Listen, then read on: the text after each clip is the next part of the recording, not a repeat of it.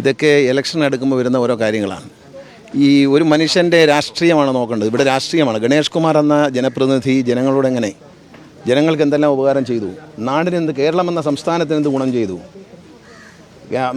മാതൃഭൂമി പത്രം നടത്തിയ സർവേയിൽ തന്നെ ഏറ്റവും മികച്ച മന്ത്രിയായിട്ട് എന്നെ തിരഞ്ഞെടുത്തത് ജനങ്ങളാണ്. കേരളത്തിലെ ജനങ്ങൾക്ക് എന്നോടുള്ള സ്നേഹം, ഞാൻ ചെയ്യുന്ന ജോലി, എൻ്റെ സത്യസന്ധതയുള്ള വിശ്വാസം. ഒരു രാഷ്ട്രീയക്കാരന് വേണ്ടത് അവൻ്റെ സത്യസന്ധതയും അവൻ്റെ അഴിമതിരഹിതമായ ഭരണവും ജനങ്ങൾക്ക് ഉപകാരം ചെയ്യലുമാണ്. അല്ലാതെ വ്യക്തിപരമായ കാര്യങ്ങളെ സൈബർ ഇടങ്ങളിൽ ആക്രമിക്കുന്നത്, പൈസ കൊടുത്ത് രാഷ്ട്രീയം, ഇവിടെ കോൺഗ്രസ് UDF നടത്തുന്ന ഒരു രാഷ്ട്രീയമാണത്.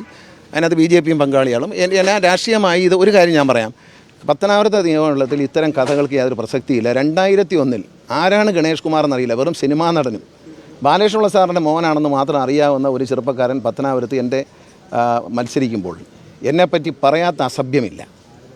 അന്ന് എൻ്റെ ഭാര്യയായിരുന്ന സ്ത്രീ എന്നെപ്പറ്റി 25 പേജുള്ളൊരു പുസ്തകം അടിച്ച് തിരുവനന്തപുരം കുടുംബ കോടതി കൊടുത്തിട്ട് അത് ഈ വീടുകളിലെല്ലാം വിതരണം ചെയ്താണ്.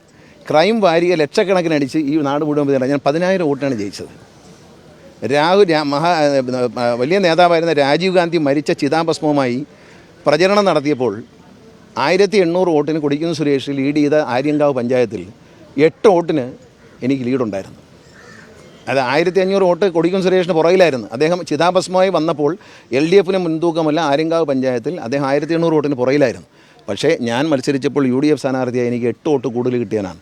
അപ്പോൾ ഇതൊന്നും ഒരു പ്രശ്നമേ അല്ല, ഇത് രാഷ്ട്രീയമല്ല, ഇത് കേരള ജനതയുടെ ഒരു ആവശ്യമുള്ള കാര്യമല്ല. പിന്നെ ഗണേഷ് കുമാറിന് പ്രണയമുണ്ടോ എന്ന് ചോദിച്ചാൽ മാധവിക്കുട്ടിക്ക് പ്രണയം ഉണ്ടായിരുന്നോ എന്ന് ചോദിക്കുന്ന പോലെയേ ഉള്ളൂ. മനസ്സിലായോ? നിങ്ങളിൽ പ്രണയിക്കാത്തവരാരാണ്? ഗണേഷ് കുമാറിന് ഒന്നല്ല, 5000 പ്രണയമുണ്ട്. എല്ലാം സ്നേഹമാണ്. കാരണം പ്രണയമില്ലാത്തവൻ പൊട്ടനാണ്, അവന് തലയ്ക്ക് എന്തെങ്കിലും അസുഖം കാണും. പ്രണയം ഉണ്ടാവും. പുനത്തിൽ കുഞ്ഞബ്ദുള്ള പറഞ്ഞിട്ടുണ്ട്, മഹാന്മാരായാൽ ജവഹർലാൽ നെഹ്റുവിന് പ്രണയം ഉണ്ടായിരുന്നോ? നമ്മൾ രാജീവ് ഗാന്ധി പ്രണയിച്ചാണ് കല്യാണം കഴിച്ചത്. ജവഹർലാൽ നെഹ്റുവിന് പ്രണയം ഉണ്ടായിരുന്നു, വാജ്പേയിക്ക് ഉണ്ടായിരുന്നു, മാധവിക്കുട്ടി മരിക്കുന്നവരെയും പ്രണയിച്ചു. ചൂടുള്ള പ്രണയമാണ് ആവശ്യമെന്ന് ഏറ്റവും മലയാളം ബഹുമാനിക്കുന്ന മാധവിക്കുട്ടി, ആ അമ്മ കമലാസുരയ്യ മരണം വരെയും പറയുന്ന ഒരു സ്നേഹത്തെക്കുറിച്ചും പ്രണയത്തെക്കുറിച്ചുമാണ്. ഗണേഷ് കുമാറിന് പ്രണയമുണ്ടോ എന്ന് ആർക്കെങ്കിലും സംശയമുണ്ടെങ്കിൽ സൈബർ ഇടങ്ങളിൽ മനസ്സിലാക്കൂ. ഗണേഷ് കുമാറിന് ഒന്നല്ല, 5000 പ്രണയമുണ്ട്.